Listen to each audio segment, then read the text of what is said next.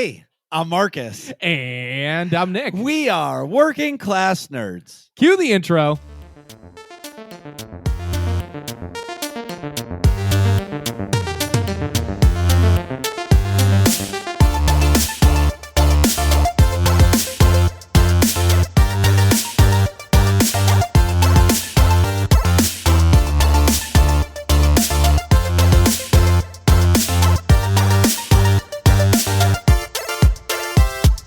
That's right, we are Working Class Nerds, the podcast that gives you no information about your favorite information. Today is Thursday, June 9th, 2022, and you can find this 155 podcast on Apple Podcasts, Buzzsprout, Google Podcasts, Stitcher, Spotify, and anywhere you can find a podcast in the galaxy far, far away.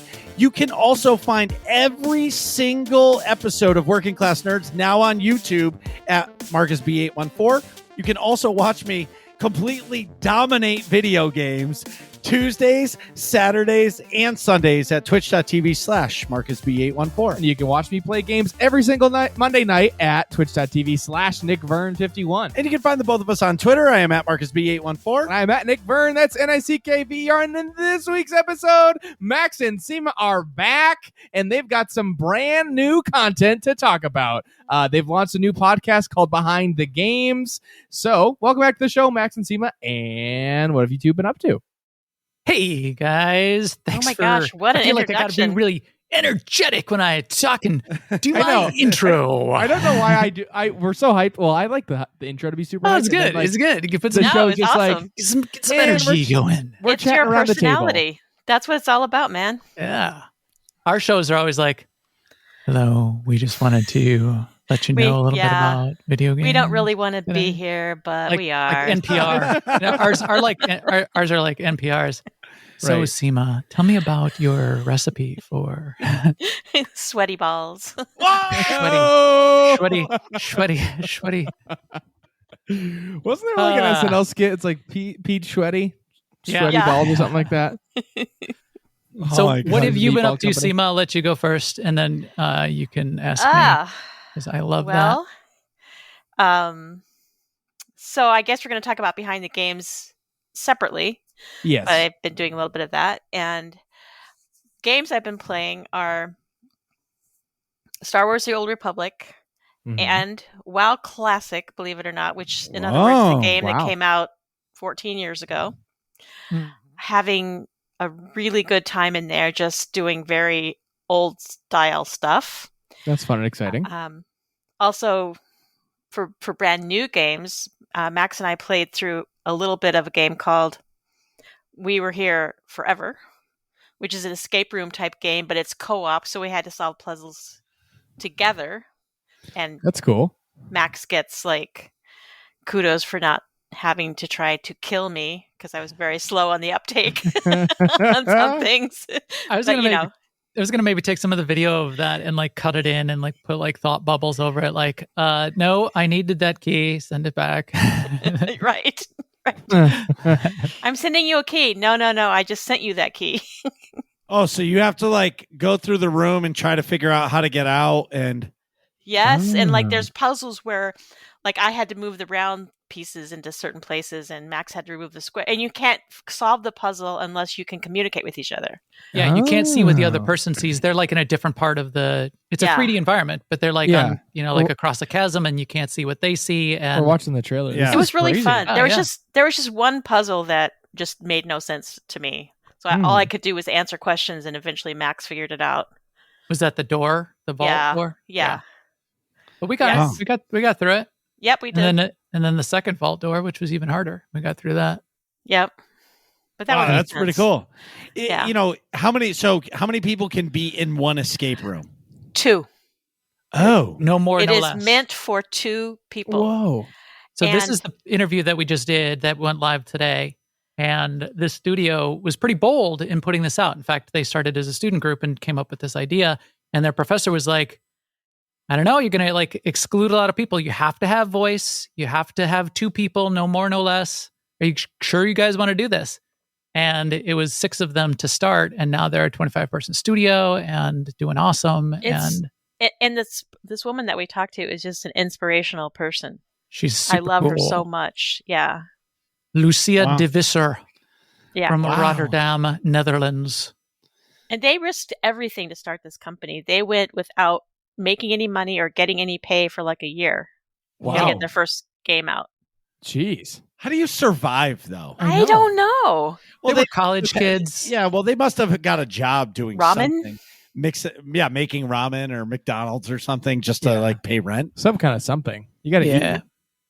eat. Maybe a little bit of funding. They had some really cheap office rent. I mean, they did have an office, but it was like a basement office that they had to like go in through a back door. She tells the story in the How interview. much is it on Steam? How much is it? Yeah. I don't know. I feel like this would be worth. 15 Go back. bucks.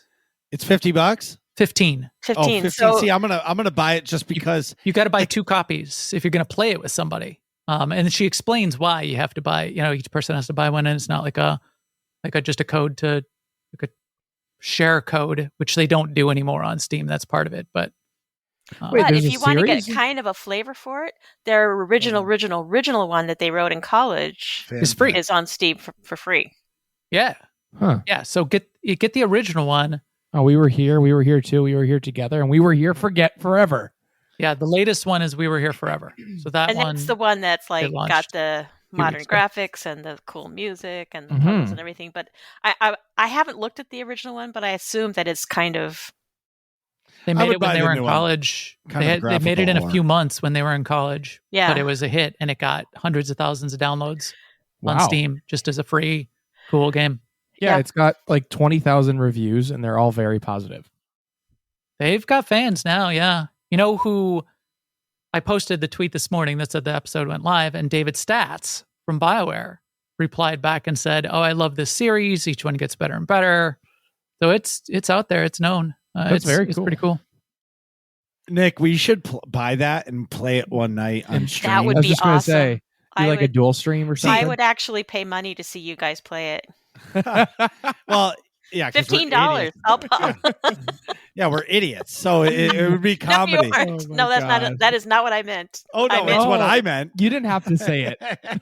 You did, yeah. Him and I are both thinking it. No, I think we should do that. We should do a let's play because, and like when we met Nick Irafino, Yeah, who made Norman's Night in the Cave, like we became friends and like I probably bought 15 copies of that game just to give it to people. Yeah. Because anytime there's an indie studio, like you were saying, they started out with nothing, and yeah, they have a 25-person studio now, but they're a small little company. And if I can help by supporting a $18 game, yeah, why And not? have happy some to do it. fun. Yeah. Hell yeah, Yes. it looks cool, really cool. and I- I'm infamous for spending $60 on a game that I play twice. So why can't I spend 17 and play the game twice? Oh, I have every Mass Effect, and I haven't even taken them out of the box. Oh my god, I gotta go. Everybody, have a wonderful night. Like I'm out. Like that's just. I'm out. Mass Effect 1 is a little slow, but Mass Effect 2 is amazing. Mass Effect. Yeah. Mass Effect 2 is your favorite game of all time. It's not a judgment on the games. It's just that I haven't gotten to it. Just I play like bought Mass them. Effect 1 better, but that's just me. What? Really? Well, it's because it's more of an RPG. He likes Phantom Menace Yeah. the best too. And well, in fact, I don't know if I yeah. I don't know if I finished Mass Effect 2. I got close to the end. It got grindy, and you had to like you're like Yeah. doing the planets and upgrading your ship, and go to another planet and upgrade to some more things, and go to it was like it got Do like the mining. Yeah. doing the mining and like come back tomorrow. This isn't an online game. There's no day and night. That started. if I'm that's going to started grind, I want other people to know about it. Yes, I Right. want to be able to show off my loot and wear giant shoulder pads that show how long I was grinding. That's what I do with games. Or have a Space really Barbie. large sword. Yes, So Max, what have you been doing? I have been podcasting and playing a bunch of games. So in addition to all of and I've been playing a lot of the AIE games. I've been in and out of Guild Wars and ESO, and still dipping back into, and I log in periodically in basically everything. Lost Ark some. Yeah, Lost Ark. I don't think I did my daily login to Lost Ark. A lot of them have been relegated to just a daily login. New World Yeah. is a daily login. I'll log in just to check on the guild, see how things are, and usually like collect a little bit of like loot or mine something or collect the daily reward, because that can be contributed. Like for Guild Wars, Yeah. I'm in a spot where I get this stuff that's laying on the ground that shows up once a day that I can then contribute to the guild, and they make a guild thing out of it. Yeah, there's a game you haven't logged in that for 3 years. I see your name. Destiny. Yeah. Yeah, well, I mean, Destiny. You got a guild? Do we have a guild house? Do we have a guild ship? No, you don't need one. You don't. Yeah. No, You I just land I on a just planet go and I and just. kill. You just kill the bad man. I mean, Destiny's cool, and I played Destiny a bunch at the beginning. And you play Destiny a bunch, you get a bunch of gear, and then your gear, then you take a break to go play something else. You come back, your gear is completely useless. You're back to square zero, and you could just do like some more anything stuff. else. Yeah, kind of. An expansion comes out in a game. There's new gear. No, I'm just busting butt. I took that opportunity. Yeah, Mark's like, ooh, I can look that up. Hold on. I can look that well up. I played. could go lug into that. I've been playing some of the Nomad stuff though too. I've been playing V Rising. Oh my God. I just heard about this game. So please tell everybody what it is, because it sounds wicked cool. It So- does. I set up a server, a new Overlords server. It's pinned in the AIE Discord in Nomads. Uh-huh. It's if you've ever played Valheim, it's like Valheim, but it's you never played Valheim? No, So I didn't. it's survival. It can be very PvP oriented. You can fight everybody else who's on there, but it's like a survival building adventure game where you get into the world and you're a vampire.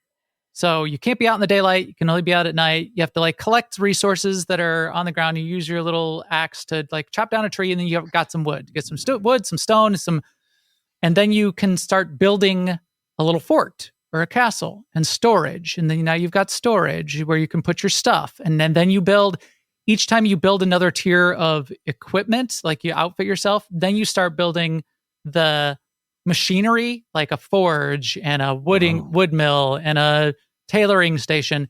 Then you build yourself the next tier of gear. And also each tier you go up, the way they've got it done is slightly different than Valheim. Valheim only has 5-6 bosses you kill, and that's sort of the progression of the game. This has about 25 bosses. Ooh. And each boss you kill is how you get new abilities, new vampire abilities, new spells. So, but you need to gather up your gear, make your And you have to castle drink the bigger. blood. You slowly have to do all the progression that way to be able to kill the next boss, basically. We're watching the trailer right now, and so basically you're living your inner Dracula. Yes. Yeah. Yeah, I watched him you're a little stream vampire. it for a little bit one night, and he definitely was living his inner vampire. This looks cool. I was careful to kind of not kill innocent people. There's like little townspeople and citizens in the beginning. Well, you don't get much for killing them either. Yeah. But by the end, I'm just like blasting everything. There's still a chance of like like some little resource that might drop off of them. So yeah, just kill them all, suck their blood. And you can go out in the daytime, but you have to like be under the shade of trees or eaves. Right. Right. You got about 3 seconds in daylight before you start to take tons of damage. Yeah. So you gotta like if you like run from shadow to shadow, the third of the day cycle that lasts about 5 minutes. I see it.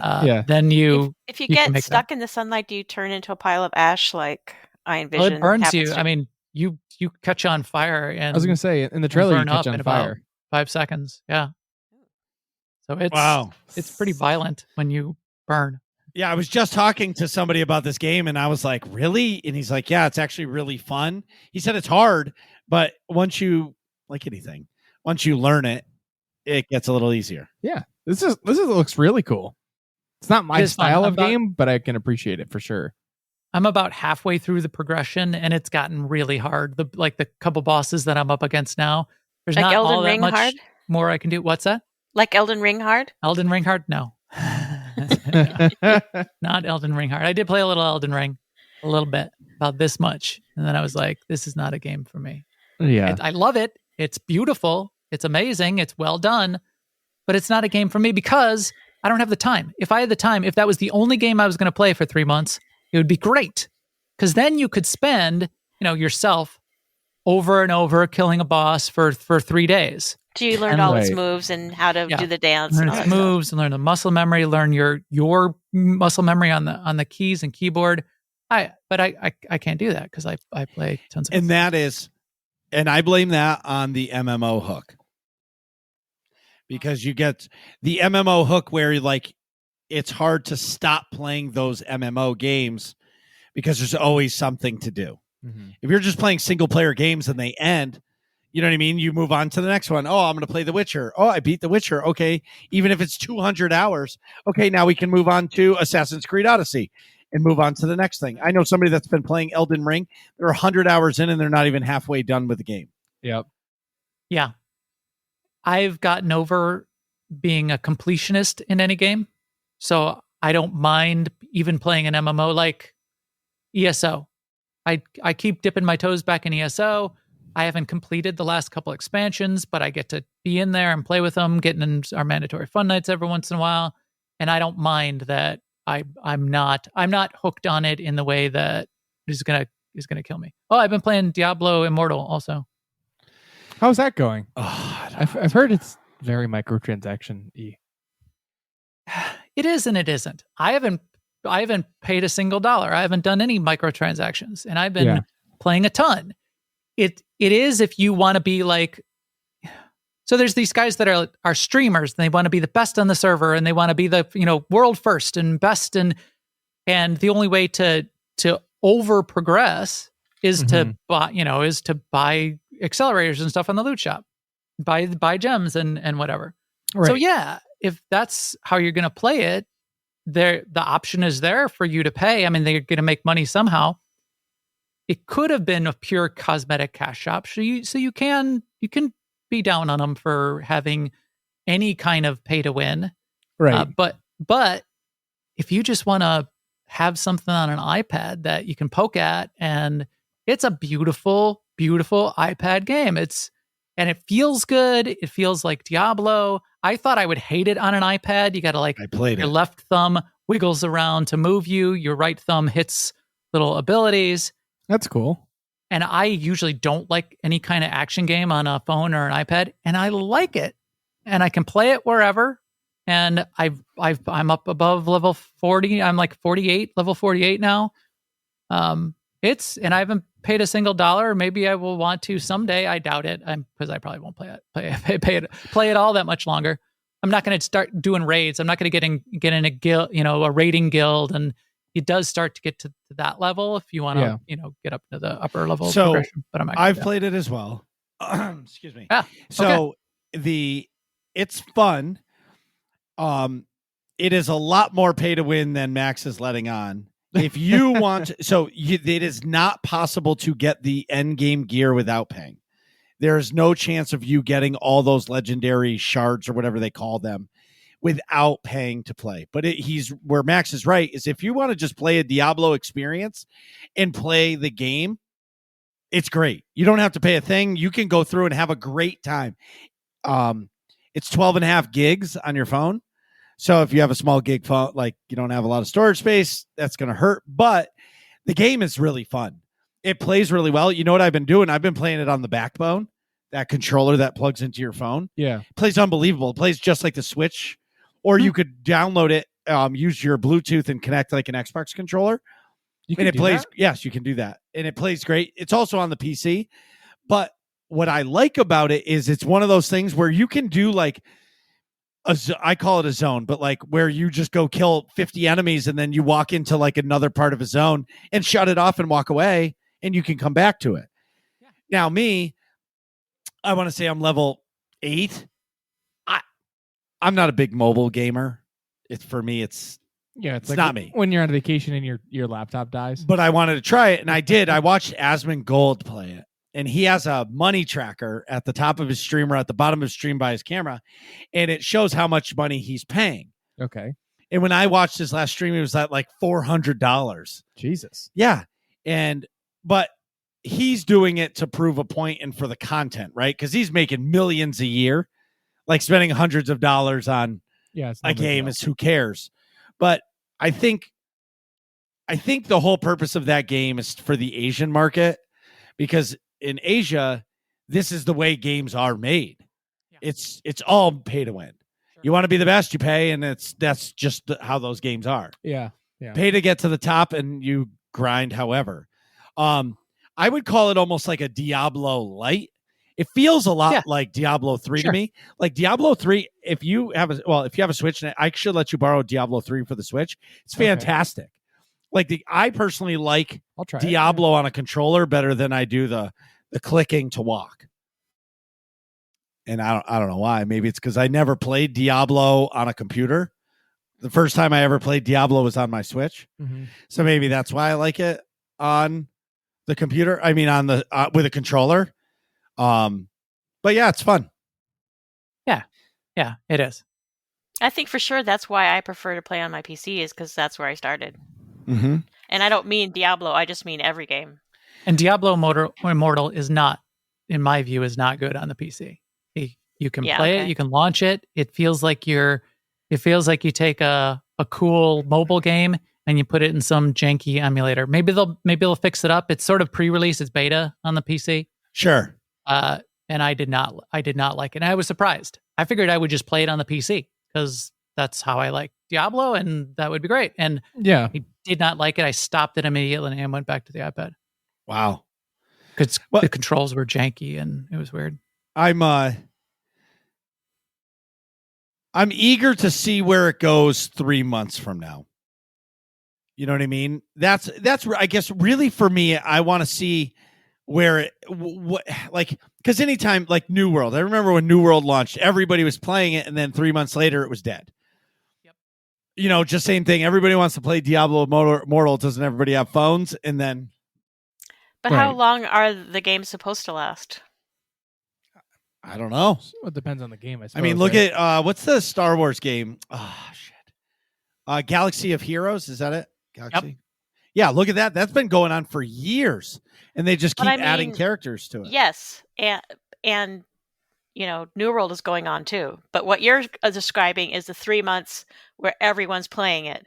Mm. I mean, that's pretty standard that every game isn't the top. No game, no game survives that onslaught of launch without a big dip afterwards. No game. Sure. No. I mean, look at Lost Ark. Lost Ark was the biggest thing ever a month ago.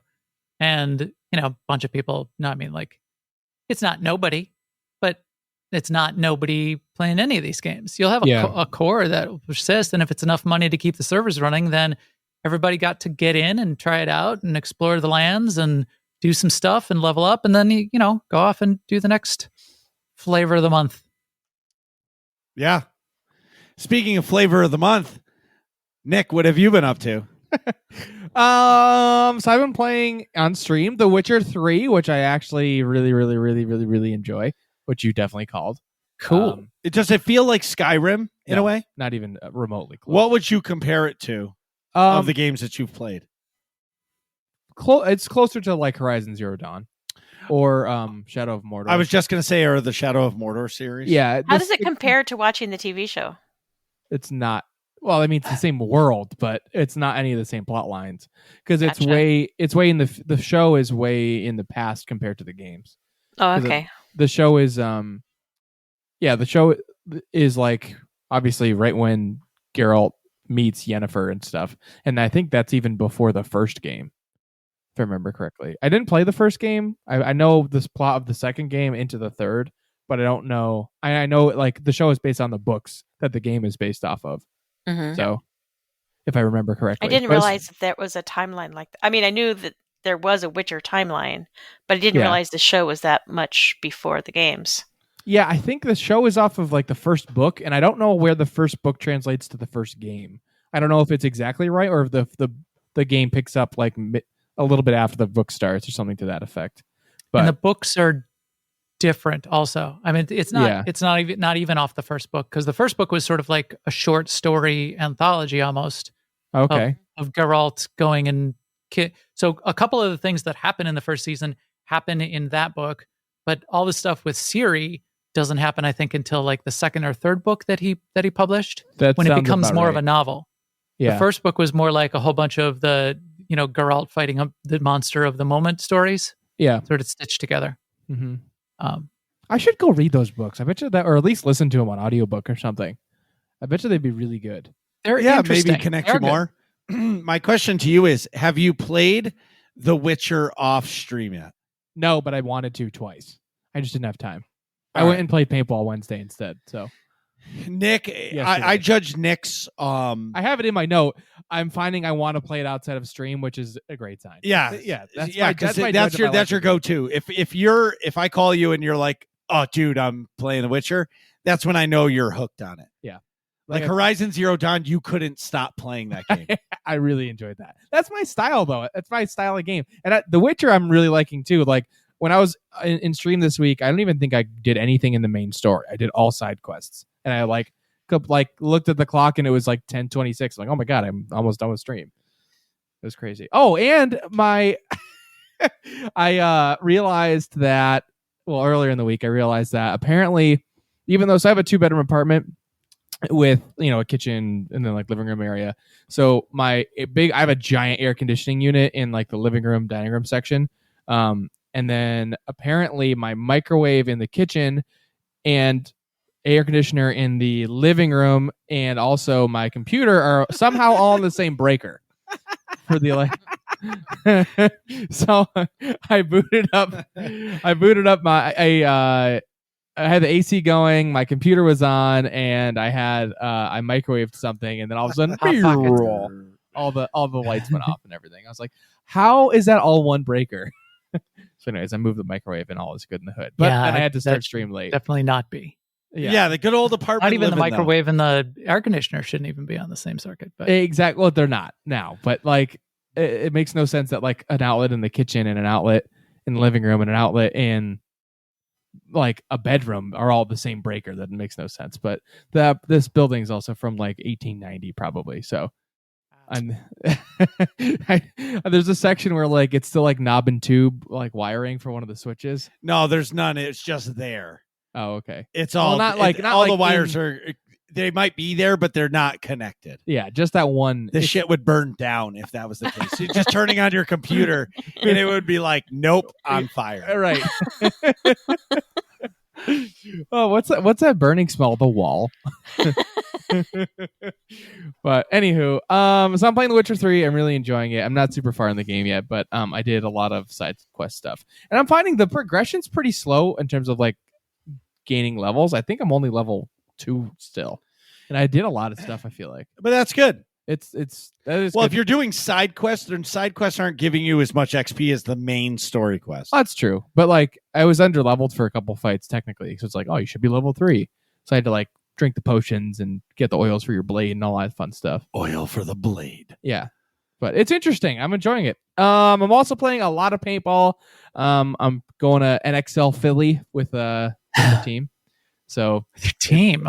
That sounds serious. Yeah, I play competitively. I'm in we play in 2 different tournament series. Local series, cool, at Matt's Outback in Connecticut, and then the national series is the NXL National X-Ball League.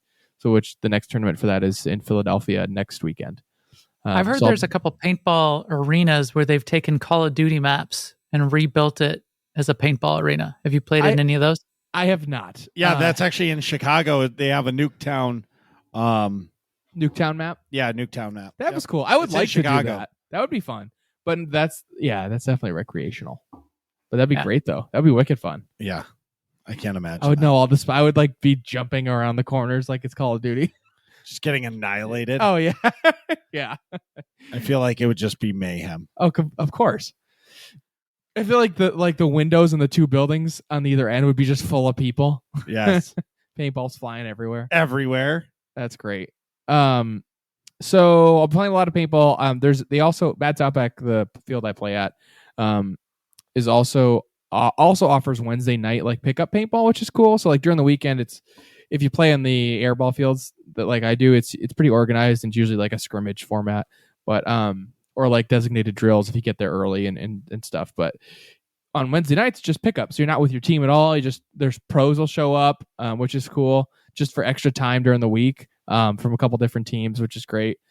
And like you get a giant range of like skill level. So I play Division 3, which is like the middle of the skill level. It goes pro, semi-pro, Division 2, 3, 4, 5, beginner. I play Division 3, but there's pros there and there's people that like barely play paintball at all that just happen to work there. So it was cool to be able to like show people how to do things and like, oh, here's why you got shut off the break or whatever. But That's awesome. It's cool to be able to like play that much paintball.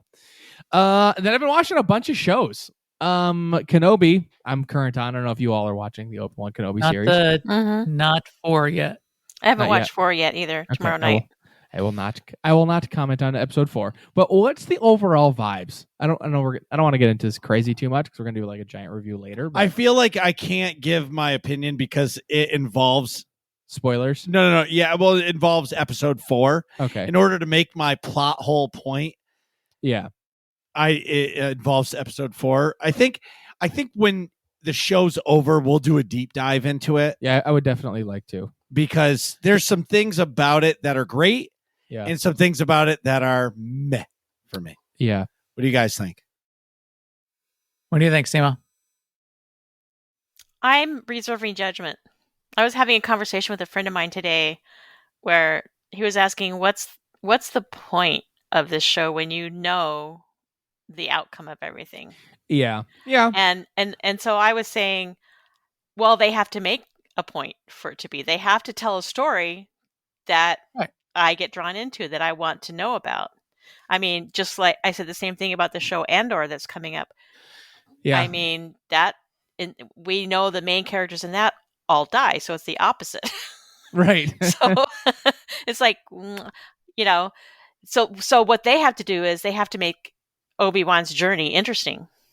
Right. They have to make the stories compelling, even though we do know the long range outcome.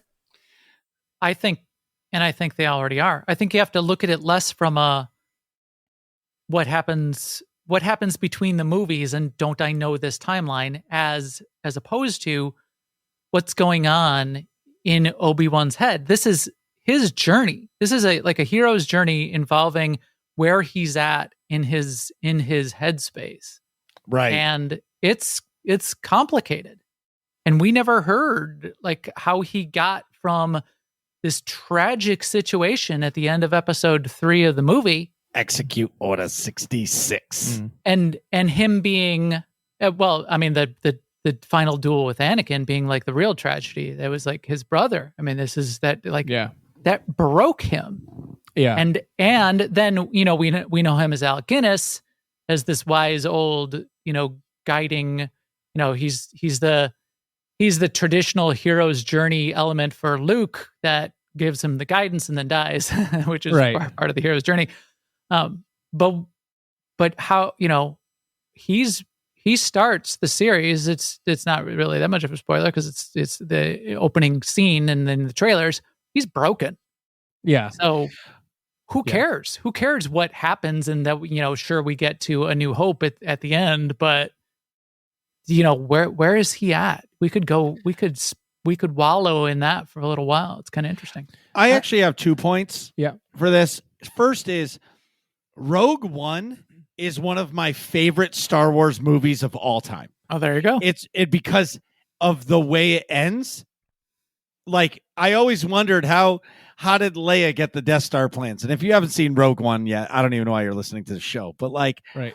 But seriously, like, just how they finished that the whole thing was amazing.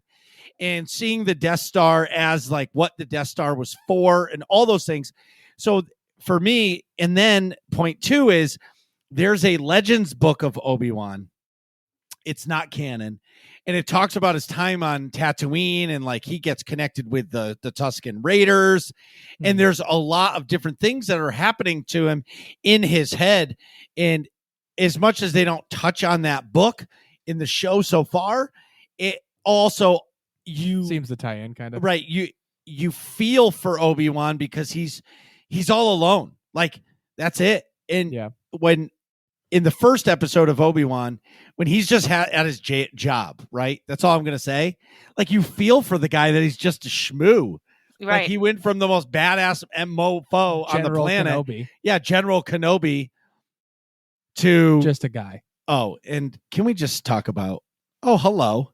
Oh, I have a lot of gripes with the writing. Right, anyways, but I would say, I think you make a valid point that like, hey, look, it's just broken Kenobi. We're seeing in his head, this is all gravy, right?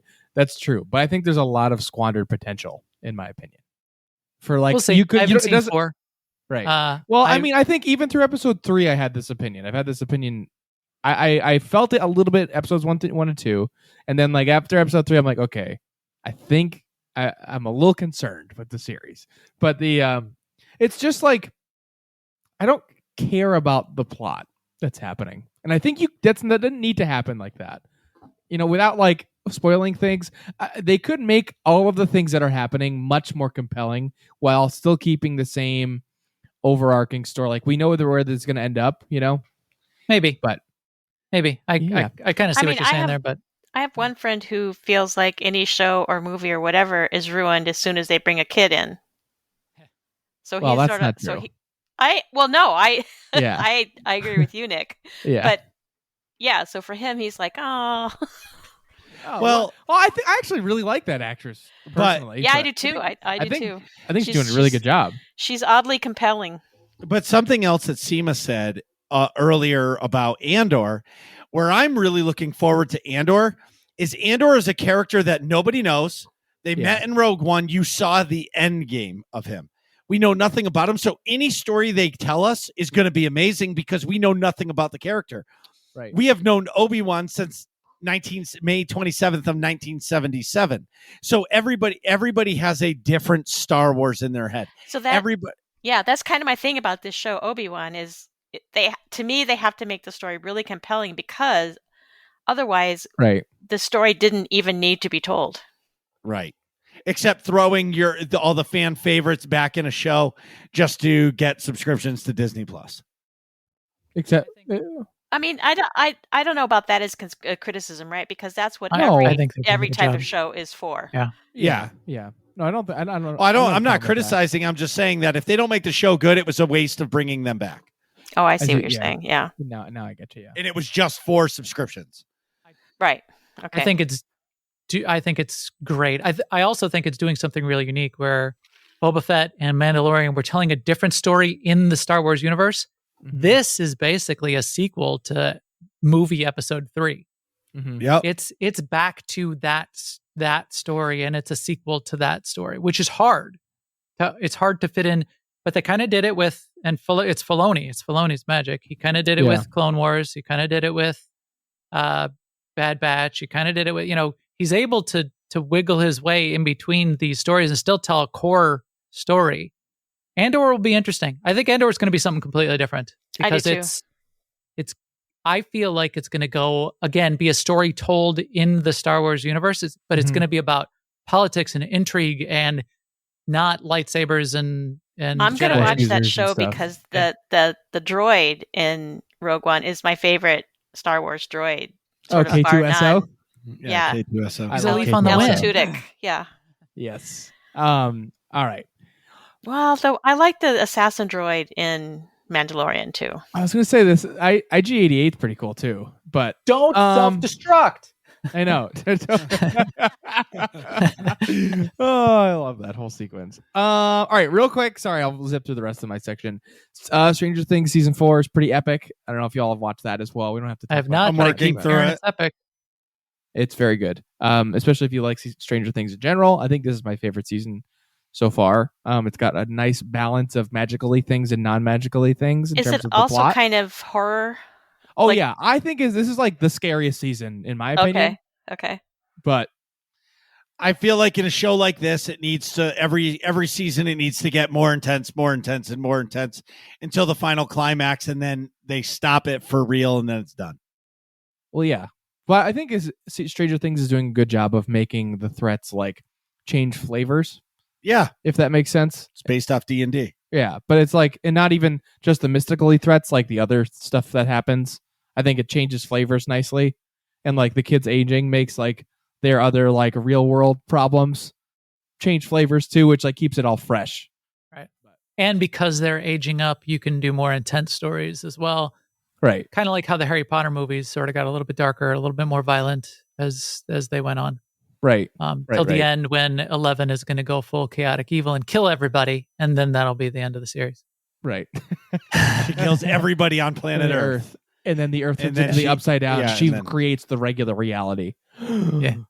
And he wears my tinfoil hat. Anyways. Also, quick sidebar. I'm late on this game, but The Boys is another series I started watching because I've not started watching the new season yet. I've never seen any of it. I'm on season 1 right now, but that I'm obviously late to that game. But that show is really good too. Do you know the premise, Marcus? Something different. I can't. I don't watch a lot of TV. No, I know you don't. Like I watch Stranger Things and Star Wars, and that's about it. Or Marvel shows, but like not always. Yeah, I will usually wait. Like Loki, I waited until the season was like 2 episodes away from finishing to start. Yeah, I don't watch a lot of TV. I get it. Yeah, I do like that's my like while I'm doing other stuff, I'll have it on. And then if I stop doing my chore to watch it, then I know I'm like really enjoying the show. But The Boys is wicked good. It is out there. And you talk about escalation. When the very first episode starts with what it starts with, and it escalates from there. I know. This show is crazy. I don't even know what season 3 or which season 3 is the current season, and I've heard it's just off the rails, and which I can't even imagine because season 2 was crazy. Yeah, so I enjoy it. Basically, the quick premise is like, I don't know if I'm going to describe this properly, but I get like the vibe of the show is kind of similar to House of Cards. I feel like it's a lot of plotting and politics, but like the premise is, okay, you've got these superheroes exist, right? And they're all over the place, but they're controlled by this private company, Vought or whatever. And they're like essentially contracted out to cities to go save people in the specific cities or townships or something like that. Then you also have like, but in a very PR way. I mean, some of it's like staged events. They go to shows and they do rallies and it's so very political. It's as if Disney owned the rights to the actual X-Men in the X-Men universe, right? And said, no, Wolverine, this weekend you're going to Milwaukee Fest, and you're going to get up on stage and you're going to wave your claws around and you make the crowd cheer. He's like, I got bad guys to go kill. No, this is part of the contract. This is what you do. Right. And meanwhile, Wolverine's also got like some terrible habit that he also does on the side. Yes. They're all yeah, exactly. All the heroes are secretly terrible people, which is cool in varying degrees, which makes the show absolute interesting. Power corrupts. Absolutely. Yeah. Exactly. But it's really interesting. I'm late on the game. Go check it out. It's on Amazon Prime Video. And Marcus, how's it going? What have you been up to? So coming soon to a stream near you, you are going to see Nick get his ass kicked by me with the Golden Gun and GoldenEye remastered. Oh, yes. The game that we have been waiting for years is finally coming. I'm wearing my Nintendo 64 shirt just for the reason of talking about GoldenEye. I've wanted this for so long, and I could care less about the story. Whoever's Rare, I think Microsoft owns Rare, so I don't know what studio's doing it, but I'm going to tell you right now, nobody cares about the story. Just give us the multiplayer. Yeah, of course. That's the only. I mean, you could do only the multiplayer, and that's what I'm talking about. That's all I need. Sure. Yeah, you're done. Game over. Like rip that guy. I think if I remember right, GoldenEye has weird controls. Where like it's good. They're going to update the controls to 2022. So it's like they're not going to make everything inverted and like because you had that Z button in the back of the N64. Yeah, it's going to be modern day controls. It's just going to be GoldenEye. Great. You're fucking toast. No way.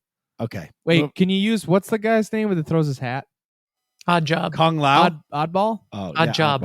Odd Job. Sorry, thank you. Odd Job. Yeah. Are we using Odd Job or no? No. That was a no. You can't use Odd Job. No, Odd Job. They should not even put him in the game. No, you have to.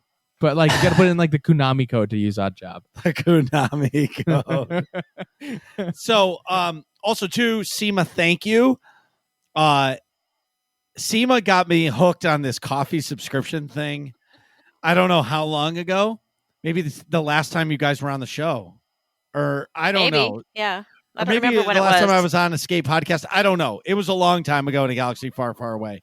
Okay, I am completely addicted to this coffee subscription. Let me tell you, the coffees that we get are so good that like now we're finding the coffees that we love and we're ordering an extra bag of them. Yes. Because we're like, oh my God, this coffee is amazing. And then I like Google the brand that they're saying, and they're like, this is like rated to the best coffee to make cold brew. So I order a pound of that. Yeah. It's like my house is jacked up on caffeine 24/7. But it smells good. Yeah. And it's delicious. Like we bought a new coffee pot because like the Mr. Boston's $20 coffee pot just wasn't cutting it anymore. Like we have a real legit coffee pot now because the coffee is so good. And like, I don't like hot coffee, but I fucking love hot coffee now. Huh. Like love it. That's great. Yeah. So thank you. Anyways, stream has been amazing. I can't. Wait. Hold on. I got to go back. Did you say Mr. Coffee or Mr. You said Mr. Boston. Oh yeah, that's Mr. Boston. Mr. Boston is the bottom terrible vodka brand. Yes, that's around yeah, here. Mr. Coffee. Yep, that's it. $23.99 for the pot at Target. Okay. Yeah, we did it upgrade. Anyways, stream's been really fun. Clan night has been a lot of fun. We have a bunch of new people joining the clan playing. I feel like Destiny is a very much so like that side game that people love to play. Mm-hmm. It's like you love it, but like I feel like the Destiny community plays it a bunch, and then as soon as they hit max level or whatever it is, they go back to that other main game that they play. Right. That's what I'm seeing. But for me, because I'm so new to it, like the opportunities are endless, and the way I play games in such a casual way that I'm doing it just to have fun. Like, I don't think I can ever nightmare raid again because of what it did to me. Like consistently. Yeah. Like it burned me out. Yeah. Like, and now even if I raid in Destiny, by the end of it, I'm like, ugh, I'm happy that's over. I enjoy it, but you don't want to do that only. I could not do it again. Yeah. But in the same breath, I am really excited for the new operation in SWTOR that's coming out. So I've been watching some people play it, and I'm really eager to do it when it comes out because I'm going in 306 gear in story mode, and hopefully there's bolster. If not, I'm going to die a lot, but that's up to the healers to keep me alive. There isn't bolster? not in R4. For R4 story is like mode? when Duxon came out. You know, this is like the next The tier. big leagues. Yeah, It starts at 326, I think, is the lowest of anything that it even drops. It goes up to 330 in gear story you mode. can buy? I don't even know. Can you buy 326 gear? Yeah, you can go. All right, so yeah, I'll be fine. But it goes up to 340. The gear goes up to 340, which you can't Right. get in the game yet. So It goes up to 11. It goes to 11. But I am really, really, really looking forward to that. I did log in the other day, and I just realized that you ever not play something for a while, when you come back, it looks like somebody's speaking gibberish. Yes. Right? That's what SWTOR looked like to me because it was so long since I logged in, and then I came in and I'm like, it's going to be okay, Marcus. It's going to be okay. Understand what was happening. But it is really nice to go in there and see that I'm still completed on Galactic Season 2. So I don't even have to think about that. There's Nice. that was done day one. But anyway, long story short, it is, I'm really looking forward to that. I've been playing a lot of Destiny, obviously. I'm telling you, I say it every week. If you love first-person shooters and you love MMOs, you're going to love Destiny. If you don't like MMOs, but you love first-person shooters, you're probably not going to like Destiny. Not for like the long sustained periods of time. Right. Yeah. That's kind of like me. Like I like Destiny, but I don't like keep coming back to it. Right. I do. Obviously, I hopped in on Tuesday for clan night, but yeah, that was just so you could shoot me in PvP. yeah. Anyways, in AIE news, Star Wars: The Old Republic's mandatory fun night is the place to be Tuesdays at 9 p.m. Eastern, in which, so we all know, the Eastern time zone is the correct time zone. Yes. And if you're like, oh my God, what is mandatory fun night? That's where the fun is mandatory, but attendance is not. And also, too, on Tuesday nights at 9 p.m. is the Destiny 2 clan night. But if you really want to have fun, go to the SWTOR one.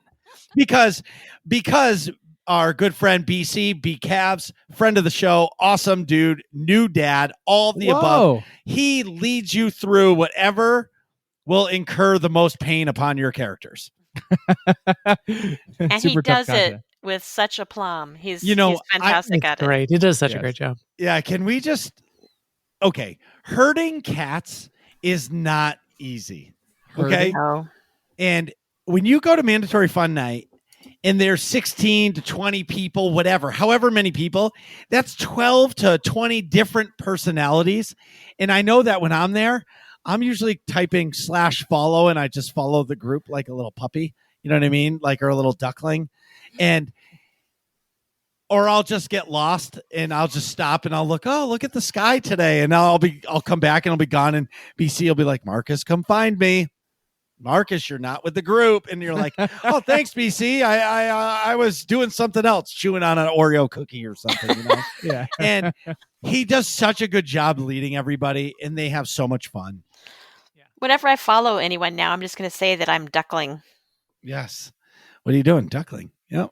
Because that's waddle, waddle. Or penguining. Although, in SWTOR, it's dangerous because sometimes the terrain kills you when you're on follow. That bug is still in the game, so do it at your own risk. Die? I mean, it's a traditional bug. We wouldn't want to get rid of it. It's history. Well, hey, if all this sounds fun to you, go to aie-guild.org. Get our Discord information in the top right-hand corner of the website and ask for a guild invite. Whether or not you play Star Wars, The Old Republic, or any of the other games that we're talking about, we would love to have you. Wait, you didn't go through Guild Wars 2, World of Warcraft, Elder Scrolls Online, V Rising, Valheim, Destiny 2, Diablo 3, Diablo Immortal, The Witcher 3, Pokemon, My Little Pony Online. You name it, we play it. We would love to have you. Yes. And Nick, do you have to pee? I sure do. So we'll be right back. Jeez, Nick, hurry up. We're trying to finish this podcast. And we're back. So today we're talking about the new ventures of the new Overlords. So first things first, let's hear about it. Tell us about the big changes that y'all are working on. Well, this all started when I decided to kind of make a pivot in my career.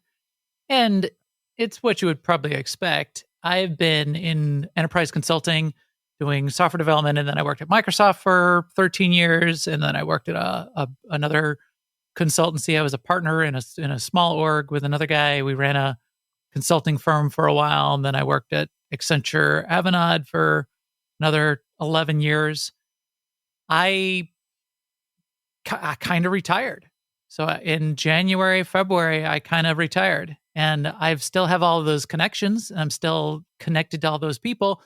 But I got to the point where I said, hey, I could do something else and I could pivot, but what we're doing now, what we're going to talk about is more of a passion project than anything else. There's not even any monetization at this point. So I kind of retired. And then I said, if I was going to build something of my own, something that I could do forever for the rest of my life. One of the things that we really love to do is podcasts. Sema and I can't quit podcast. I mean, what are we, like 9 years in the SWTOR Escape podcast? Yeah. And still going strong on that. But we said, hey, should we add another podcast? And I ended up adding 2. We'll talk about the new Overlord stuff, but I added stuff on the business side too. I started a business channel and I've got all my business contacts and we're talking about emerging technology and the metaverse and 5G and artificial intelligence. And that's how that one goes. And I can still keep in contact with all of my business tech friends and go out to lunch with them and get them on the podcast and talk tech. So I still satisfy all that. And then New Overlords, we decided to expand. So we started a new show in New Overlords and sort of hitting it hard. We wanted to go big with it. The audience is small, but we wanted to do it video and audio. So Sema, why don't you describe the show and the vision, the mission statement? Well, the first thing is, I'll start with that, which is that Behind the Games is really our chance to talk to people that have all kinds of roles in the gaming industry. And the idea is, what do they do? What is their day like? how did they get there, and how could someone else get there if they had that aspiration? Like if you wanted to be a game designer, we did, the first guy we talked to was a very senior game designer who worked on EverQuest 2 and other games, and his advice was to he was very inspirational. I won't boil down his advice. You should listen to the episode, but he was really an awesome person. But so we've talked to him, we've talked to marketing person, we've talked to a PR person, we've talked to we were talking about Total Mayhem Games, which was the escape room game. She was their chief operating officer or CEO. She was the head of the company. Yeah. But Co-founder. her co-founder, CEO. and she calls herself it wasn't Managing CEO, director. Managing director, right? Which is like of an LLC. That's typically what it's called. Okay. But We talked to Eduardo Weissman, who's a which was BAFTA-winning senior audio designer for Ubisoft for all of the Far Cry series. And what's amazing to me about all these people is they're fantastic people. Eduardo, you should hear his thoughts on the future of gaming, what he feels like the challenges are for the future of gaming. In fact, with all of them that we've asked that question of has had a unique and very interesting take on it. Right. And none of them so far have had something technical as the challenge. So we said, is it all going to be in the metaverse, or is it, or NFT crypto games? Is that or VR or yeah? And from their perspective, a lot of people's perspective, it's no. What you got to think about is what do people, how do people interact, and how is that going to evolve? What kinds of stories do we want to tell? Eduardo is all about the stories and kind of the narrative of what a Far Cry game, and it really gave me a big appreciation for the Far Cry series. People, when you see a review of like Far Cry 6, people say, oh, the guns, blah, blah, blah, and the combat, blah, blah, blah. When you play it or you understand what they did with that, you should be comparing it to a TV series. Right. And he said the amount of narrative and voice acting is equivalent to basically 2 seasons of a TV show. Right. But you play it. And what they did with that one, you play the part of a guerrilla underneath a dictatorship. Right. You're in that role, and they got people who lived that life for real to make that part of the game, and you feel it, and they put it into the sound and the choices you make and the environment and what happens, and then they've got A-list actors that are doing the voicing and the mocap for the lead roles too. Right. So it's a different thing. So everybody is talking about what their take is, and we ask that, but then we also ask what's their origin story, what's a day in the life, what do they do for fun, what's their game like. So we were talking about the We Were Here Forever game earlier. That was amazing, and then we go and play the games. So Sema and I playing We Were Here Forever. We still have to finish that up because it was pretty compelling. And it's a good deal for the money because it's going to take several hours. It looks very compelling. I want to go play it. I'm going to circle back to your Far Cry 6 thing. We're no strangers to voice acting, right? Right. We played Star Wars: The Old Republic. It's the most voice acted game ever made. I'm pretty sure, still to this day. So I understand that with the amount of content. Yeah. I understand the amount that goes into it. I think for me, the hardest part is the game. Like I played Far Cry 1, Far Cry 2, and Far Cry 3.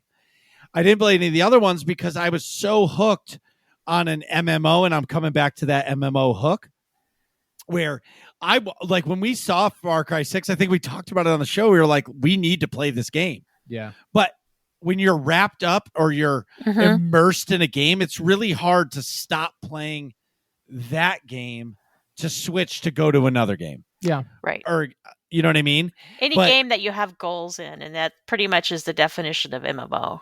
Right. And yeah. in audio in a game, I'll use another example. The audio engineers that make the games, it's unbelievable the things that they can do, because there's a game called Dead Space That game's sound scared me so much that there's like 12 chapters. It took me a year to beat that game because I could only play it once a month to beat a chapter because the sound scared the shit out of me. Like them figuring out how to make sounds in 0G, and all you hear is your Darth Vader breathing in your mask. And then all of a sudden you can just hear, and it's a necromorph attacking you, floating in the air from behind you. Yeah.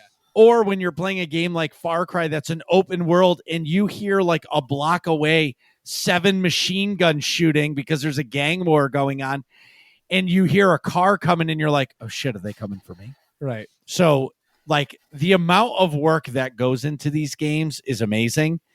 And you guys starting this podcast is so awesome because like my first reaction is, how the hell are you meeting these people? Well, I was going to say. That was my thought too. I'm like, man, those are some heavy hitting guests. That's awesome. Good for you guys. That's Jeff's hard work and last minute pivoting too, because he decided at the last minute to go to PAX East. Yes. And that was a really good decision. And he made a lot of really golden contacts there, and had a chance to talk to people and had a sense for who was interesting. And yeah. That was the big pivot that kind of really got it off the ground. And we're still following up on that list. Some like Eduardo, I got off of Twitter. I followed up and sort of contacted him, reached out to him. Lucia Terciops, the episode 3, and episode 2, with that studio, and Vicky. Those were all from PAX. So I went to PAX, and it was a lot of PAX is very indie dev these days. There's only like a couple big studios, and then everything else is indie devs. I talked to probably 25 studios, traded contact information, learned about their game, picked the top ones that I wanted to go after, and then I'm still going through the list. It's been fun, but it's also a ton of work. So it's to follow up with these people, to explain what we're doing, to get in contact with them. We always have a prep call with them to introduce ourselves and then schedule out the actual interview. And I'm doing the same thing on the business side. I'm busier than when I was fully employed. I can imagine. Well, and too, I'm sure time zones are a big thing too, because when we met Nick Irafino, that's how we met Nick from Norman's Night in the Cave. We were at PAX East, and they had cushy chairs, and Nick and I walked around all day, and we were like, "Oh, look at there's a new game. Let's sit down and play." Exercise balls as chairs. Yeah, they were. They were exercise balls. There's a bowling ball in the game mechanic, so they put different colored exercise balls, to symbolize the bowling ball. Right, and we sat down and we ended up playing the game for like an hour, and so I understand. You get sucked into a game and then you start talking to the devs, and they're indies and they want to talk to you. Right. Yeah. So what's the name of the business podcast? The business podcast is called Unevenly Distributed. And that comes from a William Gibson quote from about 2005, where he said, "The future's already here. It's just not evenly distributed." So it's about future tech. It's about business tech. The first episode of that was with the co-founder of the 5G Open Innovation Lab that Microsoft and Verizon and a few other companies run. I kind of viewed it as like a 5G think tank.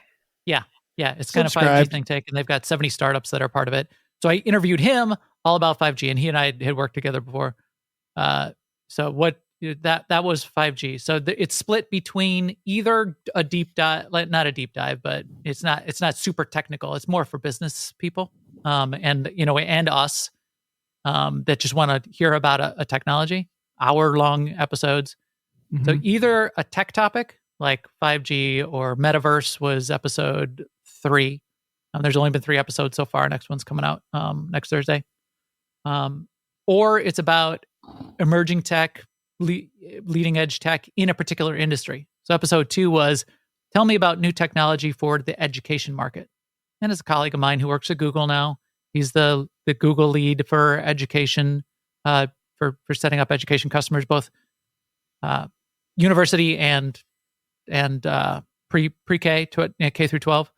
So we said, well, what's going on there? What are the big problems that tech is helping to solve? During the pandemic, everybody was at home and trying to do school from home. So what's the real challenge? We've got, classes on Zoom. So we talk all about that for an hour. I'm actually interested in that because I always wonder if that is the future. If remote learning long term is going to be the way of the future with AR, augmented reality, and all those things. Is it going to be more of kids sitting in your house, going to school and putting on the VR headset and doing schoolwork, learning that way? Because think about how much money they'll save by not having schools and all those things. Or is school always going to be school?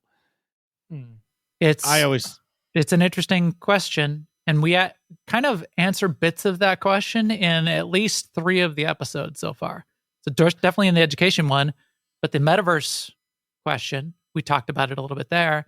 And then I did an interview today about financial services banks. What's going on with banks? How are they going to use technology? But we circled back around to VR and how is it used to teach people things and immerse people in environments? Is that going to be used for, financial services, but it's also going to be used for us to learn in the future. Yeah, all of those kinds of questions are fun to just talk to experts on. So I, believe it or not, a lot of people don't go to the bank, but because of my business, I go to the bank all the time. And a branch today, I was out of my normal circle of banks, and I went to my bank to make a deposit, and I pulled up, and I pushed the button, and I sent the thing in, and I typed in, and then the screen comes on, and it's the teller. I sent in the stuff, and all the stuff was there, and they processed my whole transaction, and the teller was 30 miles away. Huh. And that's interesting. And it just blew my mind. So yeah, my big question for you guys is, how did you rope Sema into doing another podcast? I don't think it was gave very you the hard. option. You tell me, because I said, "Are you sure you want to do this?" And she's like, "Yeah, let's do it." Yeah, absolutely. Why wouldn't I want to? Sure. Yeah. So it's been good. But just to be clear, I have no role in the business one. That's just Jeff. Right. Yeah. All right. So I was gonna say it's really hard. It is. I was gonna say, if Marcus asked me to do another podcast, I'd be like, dude, with what time? Right. Yeah. Well, the real big ahead. time sink for these 2 new shows is they're a podcast, so there's the whole audio part, but that's only I'd say 15% of the effort. They're also a video that goes along with it. Yeah. And I record the camera separately, 2 separate scenes. I cut in B-roll. I process both the audio and the video.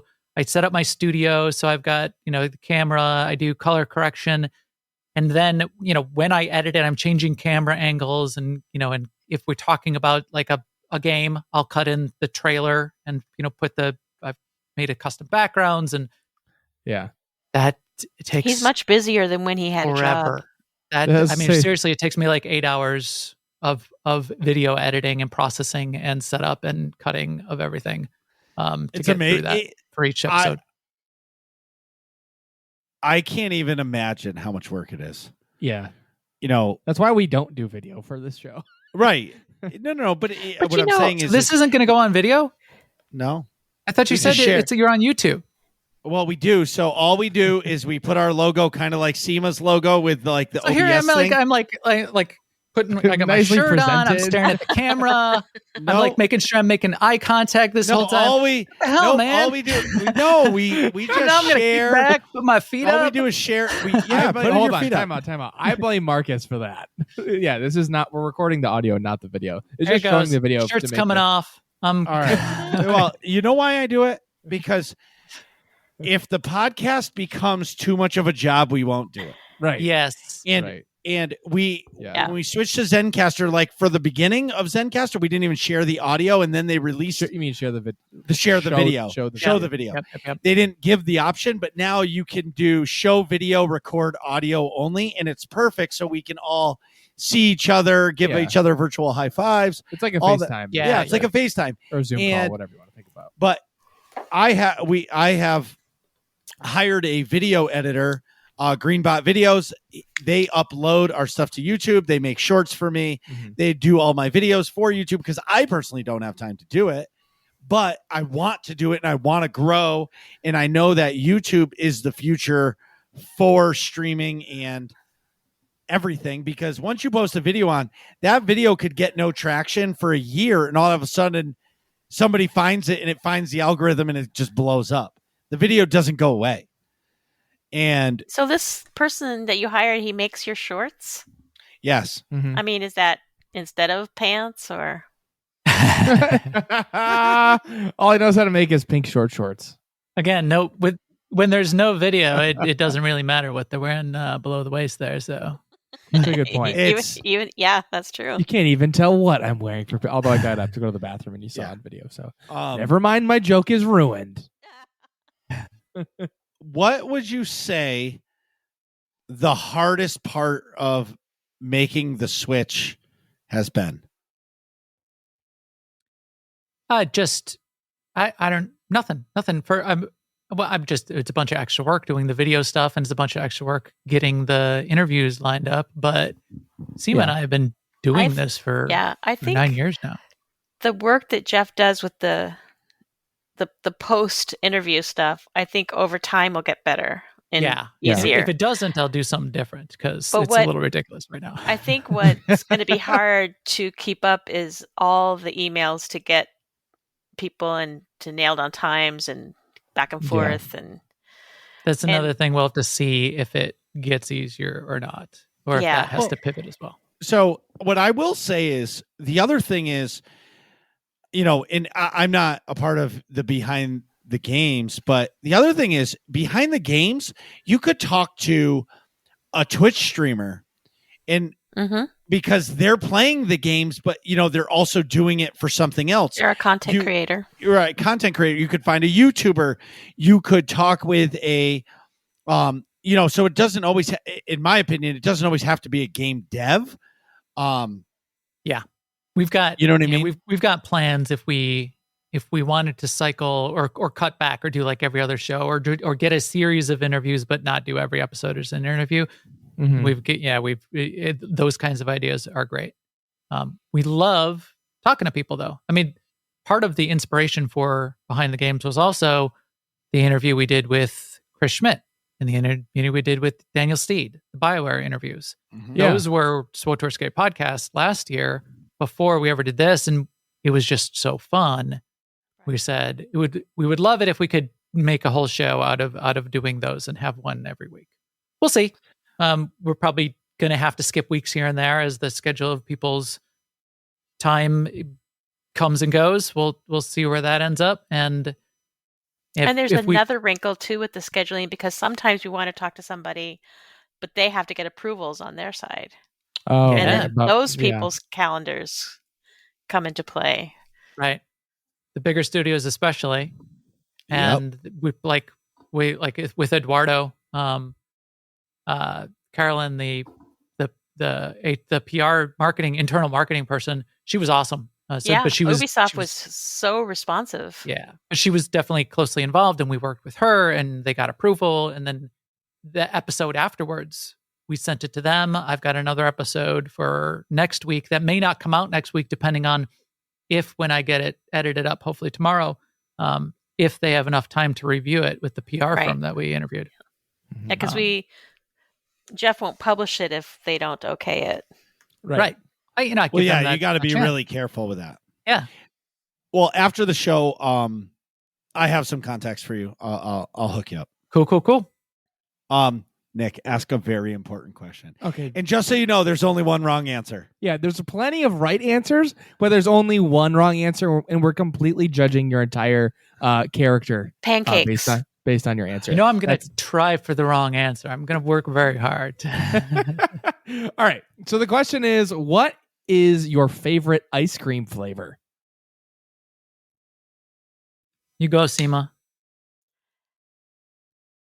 I mean, there's only one ice cream that I don't like.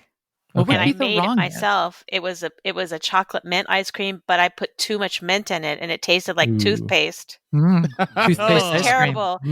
I was crying but I had to throw it away like in the garbage. So anyway, I'm a Yeah. fan of ice cream. So if I had to pick I think though I like coffee ice cream and chocolate ice cream. Ooh, Okay. coffee's good. Very respectable. I understand. Yeah, it's tough for me to pick a favorite. I'm a fan of the complexity. People think vanilla is crappy and too vanilla. Too bland. Vanilla is like an amazing. Yeah, it is. It's an amazing flavor. Yeah, and I mean the vanilla bean itself, which comes from an orchid type plant, which is super hard to grow and very complicated. You talk to a chef, and they'll go on and on for days talking about vanilla. I like green tea ice cream.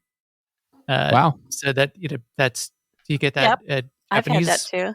That I really like that. I've also made vanilla extract, and it's better than anything in the store. It was awesome. So yes, vanilla. I agree with you about vanilla. Yeah, vanilla's two wrong answers. Yeah, there might be two wrong answers. Green tea got Marcus. I feel like that would be good. I can wrap my head around that. I cannot. I don't think that's nearly as bad as the wrong answer. You want us to tell you what the wrong answer is? Sure. Pistachio. I would have put pistachio on my list. Green tea is very close to pistachio because it's the same color. It's also green. Pistachio is good. What's wrong with pistachio? It's like pistachio is fine, but what kind of sociopath says pistachio is my favorite ice cream? And of the whole board, all millions of flavors in the whole galaxy of ice cream flavors, you're picking pistachio. That's is like your an old number man. one. That's like an old man favorite ice cream. My favorite ice cream is pistachio. Old man is maple walnut. Okay, right. Yeah, that was our grandmother's favorite ice cream flavors. Butterscotch Werther's flavored ice cream. Werther's. Yeah. I agree with you. My favorite ice cream is vanilla. It goes with everything, no matter what you do to it. Yeah. It's amazing, just straight up. Yeah. But I like vanilla. Vanilla is really good. I think my favorite is off the shelf is salted caramel core from Ben & Jerry's. That's really good because I'm allergic to chocolate, so it limits my ice cream options. Well, so I got I have to be careful with what ice cream flavors I pick. So yeah, that's really good because it's got like chunks of like blondies in it, which is really awesome. So you get like know what a blondie is. It's a brownie with no chocolate, and it's like I don't know, cake batter essentially, but it's really good. And then like cookie batter, yeah, cookie batter. And then my other favorite, like in existence, is this place in Wells, Maine called Scoop Deck. Makes a blueberry crumble ice cream that's incredible because they make it with like real Maine blueberries. It's fantastic. Yeah, now you're getting super fancy. Yeah. Also, their portions are enormous. So like their single scoop, all of their scoops are like softball sized. So it's like a large ice cream is their small. So it's like so if you get a large, you're getting a half size gallon. of my head. Three so large. If I go to Scoop Deck, now I know to get one scoop. Yeah, one scoop is a ridiculous amount of ice cream, especially in a waffle cone. Though, so like you get a waffle cone, the cone is full before they start like accounting for the amount of ice cream they're giving you. Sounds like a good ice cream place. Oh, it's fantastic. And the ice cream is all homemade. It's unbelievable. But like the whole cone is filled, and then they put the softball on top as the size. So like a kitty ice cream, it's the cone is full, and then the half softball, and then the single is cone full, and then whatever. A large, I think, is 3 scoops, which is 3 softballs. That's diabetes flavored. 100% diabetes flavored. So tell us what's been going on with the SWTOR Escape podcast. Yeah. Well, now that I've got the studio, it's only changed visually a little bit because I take advantage of the studio. So yes, we go live from inside the studio. I do it in this view that you're seeing here that no one else is seeing. So I was going to say, but I set up. I picked the color for you guys. I picked my outfit. I know. This is all so nicely coordinated. I'll use everybody listening. Max looks fantastic. I'm deflecting. I would take all him of the out guilt. on a date if he was with us right now. You'll see it tonight. You'll see it on me. this week's episode of the SWTOR Escape podcast. But no, that one's still going strong. We've got what? So today we finally have an update on the PTS that we get to play, which came out 5 minutes after last week's episode. That's annoying. We couldn't talk about it last week. But yeah, that's been a lot of fun. And we like to stay connected there.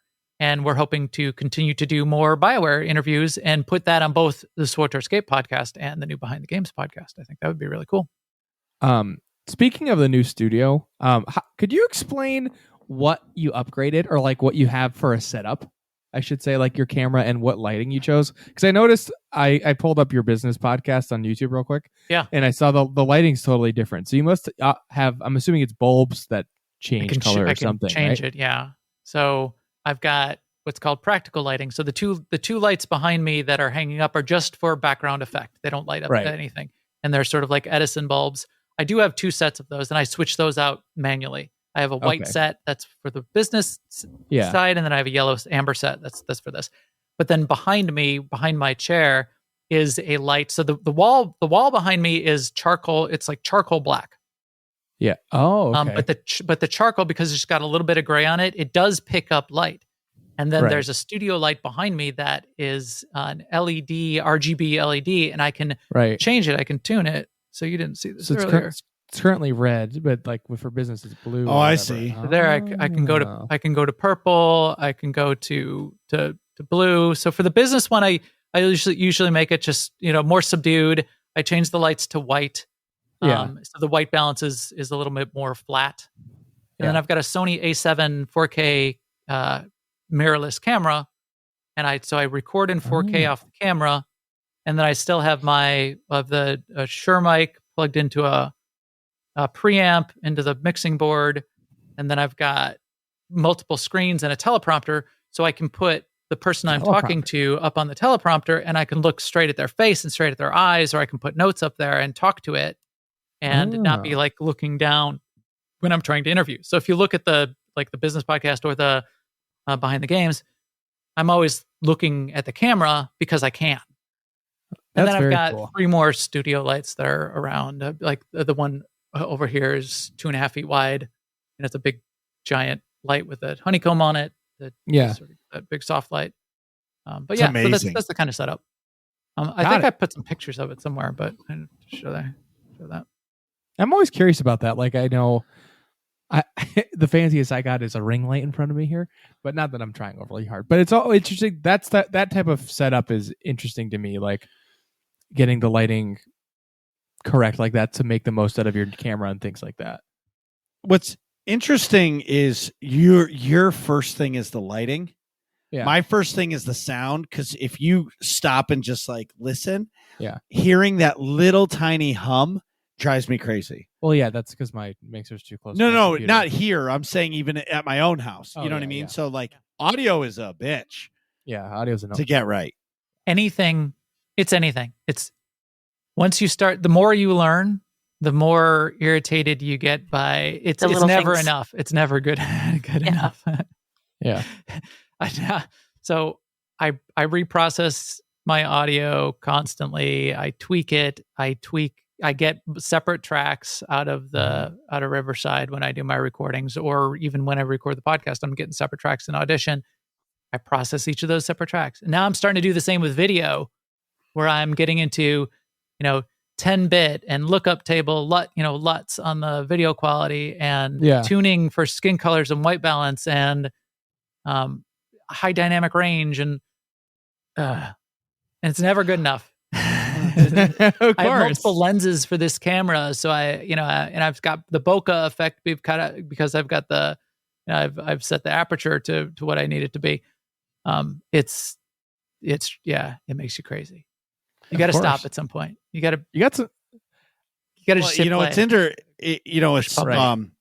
what's interesting to me is Riverside is basically the Zencastr software, or it's similar. They're like, it's similar stuff.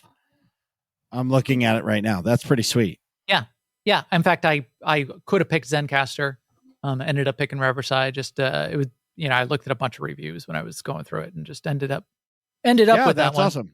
But no, it's basically the same thing, right? Same kind of software. That's awesome. Very cool. I would say, the best part about these is, when we first started, it was Audacity. You know what I mean? And you're recording separate tracks. And now recording like this is just so easy. Yeah. And anybody can do it. Much easier to process, much easier to mix. Right. All right, I have one more studio question. Yeah. Do you change out the Yes, decor behind you? does. I just bit. noticed Oh that yeah, look at that. it's like an I Spy book, like find the difference. Well, Yeah, like you don't have your yeah, he's got the Diablo box here, but that one is a Windows box. right Microsoft, or like you're missing the helmet. The that Microsoft box is Windows 1.0. Wow. So that That's really Microsoft cool. box is from the late 80s. Wow.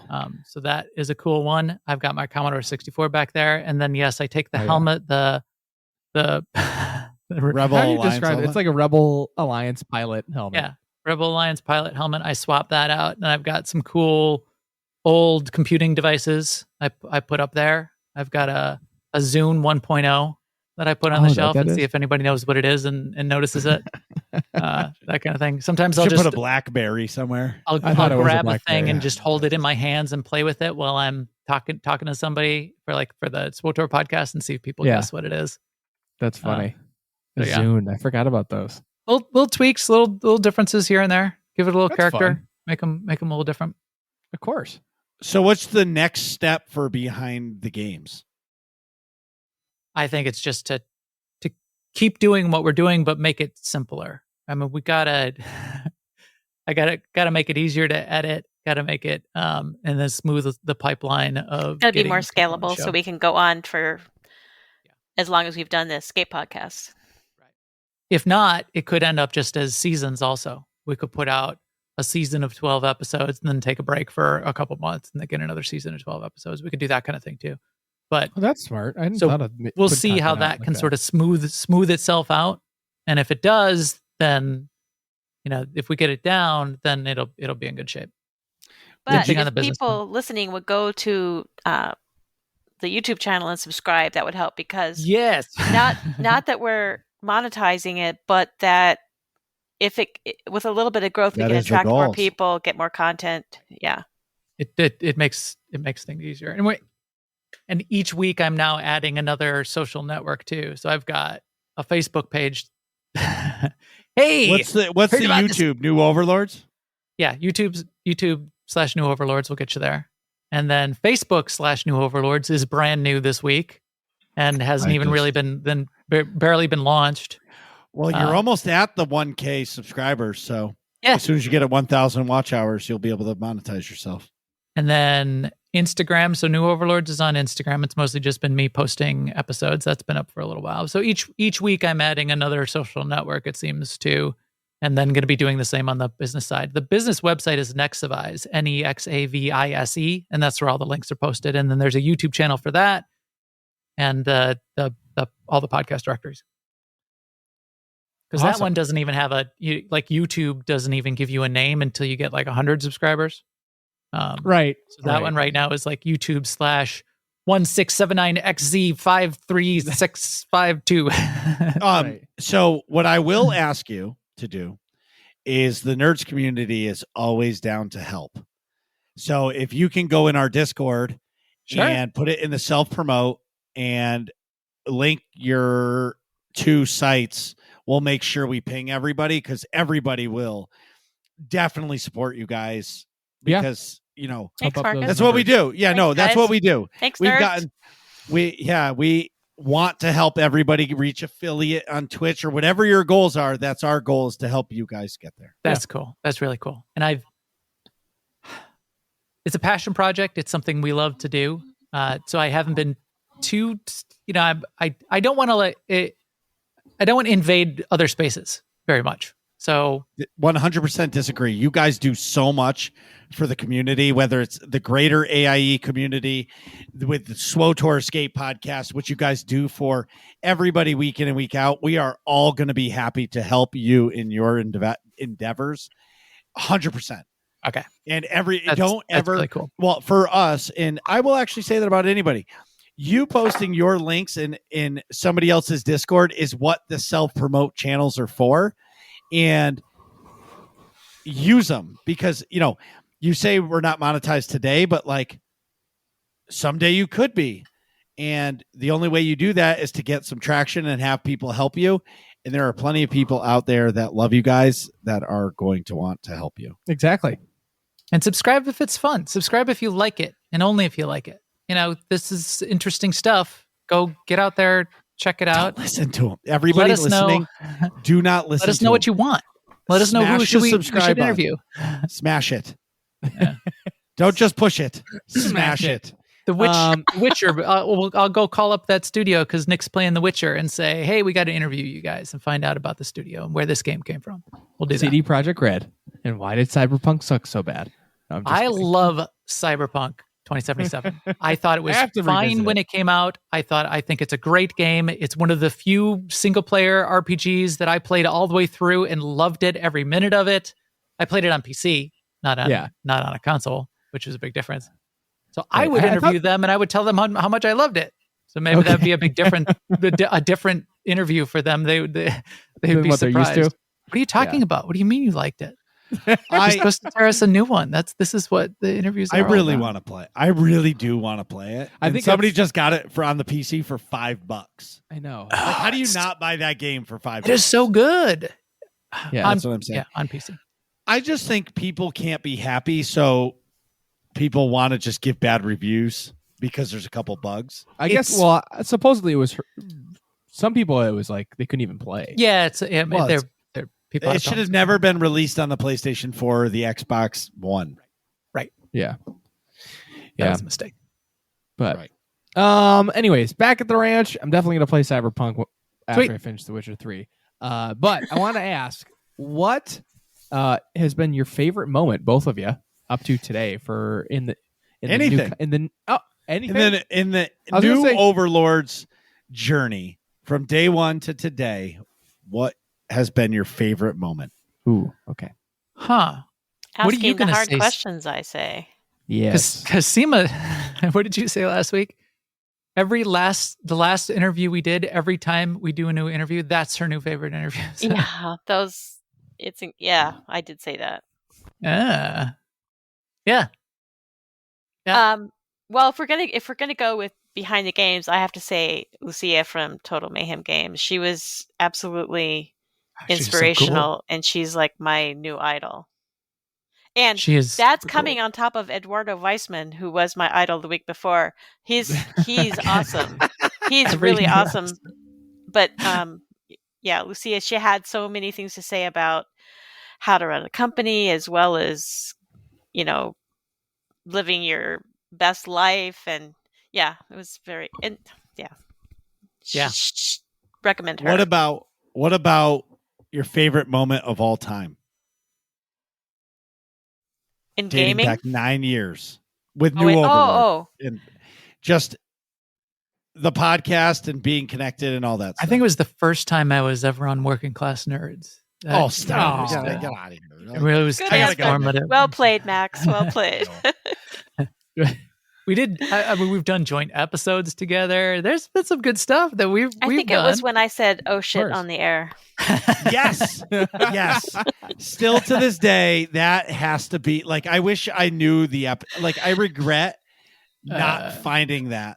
So do I. And I have tried. I've gone back through. I should take the audio. I had to do this for my other podcast. So I screwed something up today. I took the entire audio track and I had to put it through a transcription service online because I had to do some searching and re-recording some things. I should take every episode we've ever done and get them transcribed and then do Control F search to find shit. I also thought about, on my end is take one of my Optilla codes and put a challenge out to the SWTOR community. If they can find the moment where Sema says, "Oh shit," I'll give them an Optilla of the Opal Voptilla. Yeah, because I need that audio. Because I would even make that our break sound that Sema just goes, "Oh shit," and then Holly Fields goes, "Geez, Nick, hurry up! I'm trying to finish this podcast."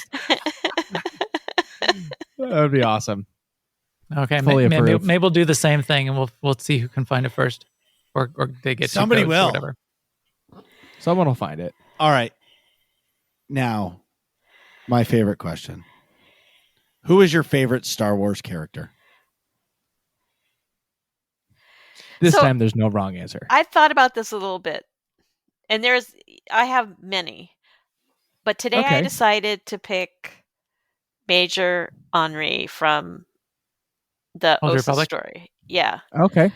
And the reason I like her is because she's, well, first of all, obviously a strong female character, but also she's a part of the Empire, but she's figured out how to be herself, even though she has like these power mad Sith people around her, and the sort of machinations of the agent guys, and that all they're doing, and then but she's just doing her job and making things better. That's a good And one. she's very She's a good one. she's very no nonsense about it all. So That I is like a her. good one. It's a good This- answer. I like it. This is tough. It's like picking your favorite kid. And I do have one, by the I way. know Max's favorite character.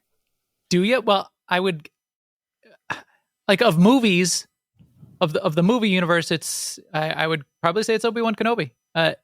Especially during the first 3 movies. What I love about Obi-Wan as a character was the relentless positivity, which is why it's so tragic to sort of see where he's at now.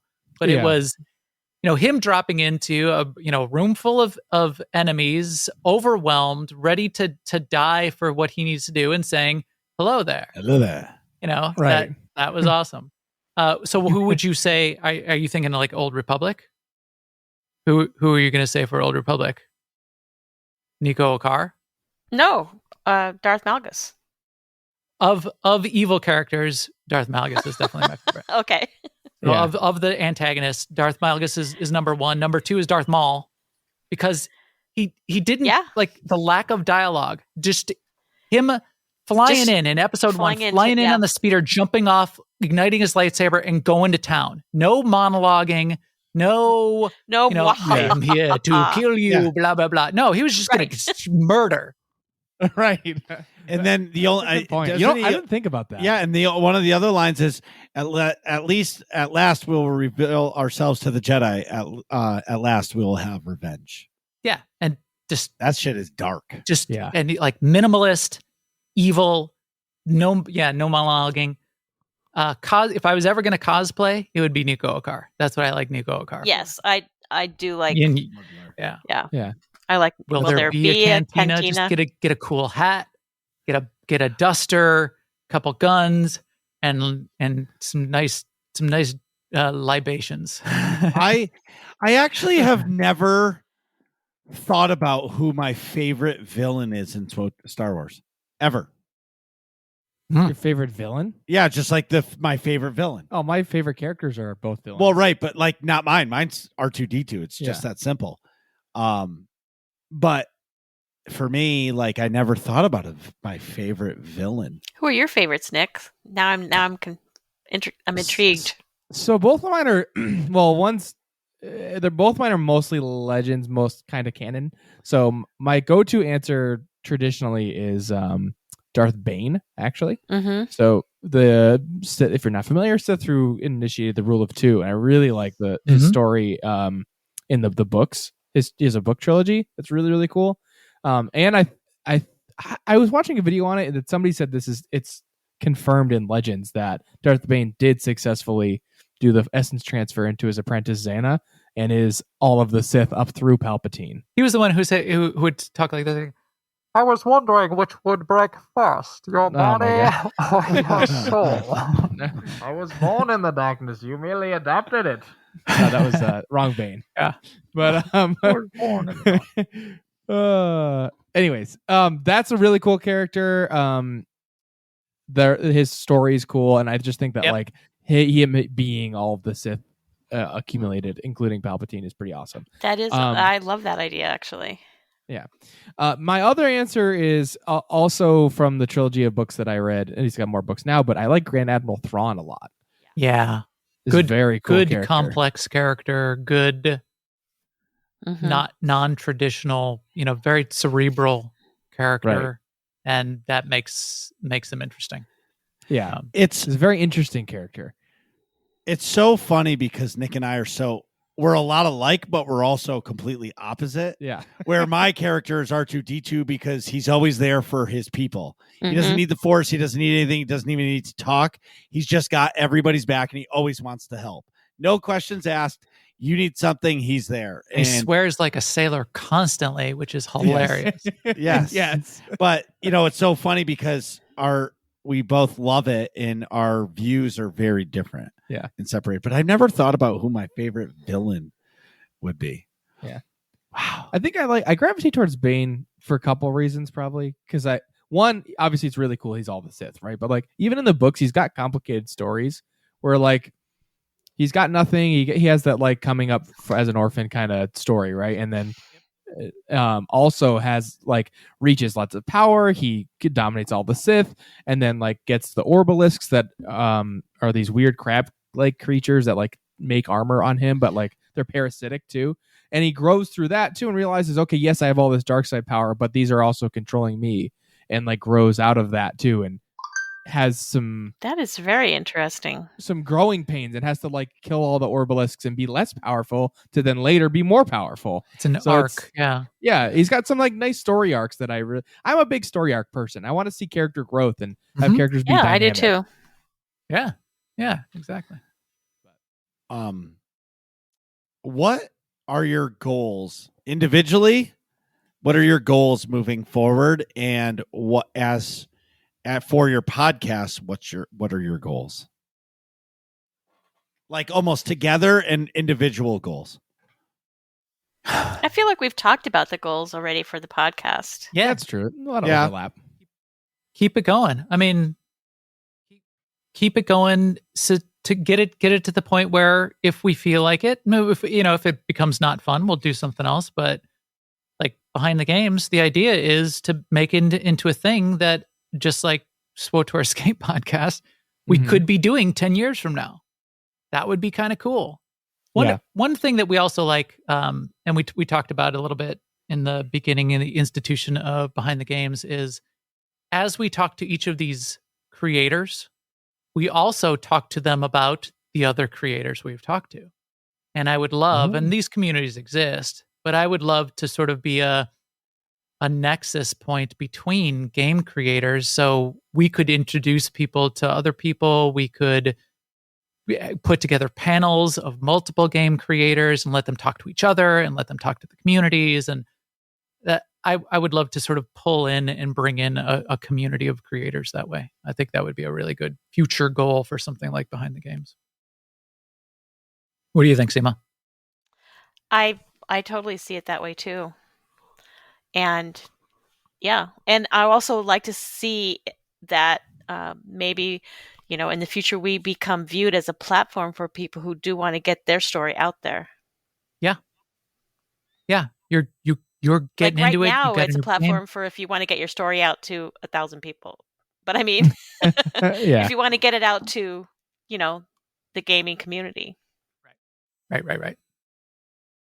Awesome. Doesn't go too far just yet, but But and it's it not even will. 1,000. It will. It's like 100 right now. Well, still, it's a work in progress. It's how you Yeah, grow. Start somewhere. We're a couple episodes in. And again, I don't expect. I'm looking to see what this is like a couple years from now, and then I'll determine whether it's started. How well we've started 2 years from now. Right. 2? I was going to say 3 years from now, you're going to say we have a podcast? Question mark? How long have we been doing this? We just started this yesterday. Right. Exactly. Well, speaking of starting things and growing communities, tell everyone where they can find you. Sure. So newoverlords.com has all of the links to YouTube /New Overlords, Facebook /New Overlords. And then it's got the links to the 2 podcasts, which is Behind the Games. And you can find Behind the Games on all of the major directories, and the SWTOR Escape podcast, which we're still continuing to do. And then the business one is Nexavise, Nexavise. And that's sort of the company that is over both of these. And the podcast there is Unevenly Distributed. I still watch.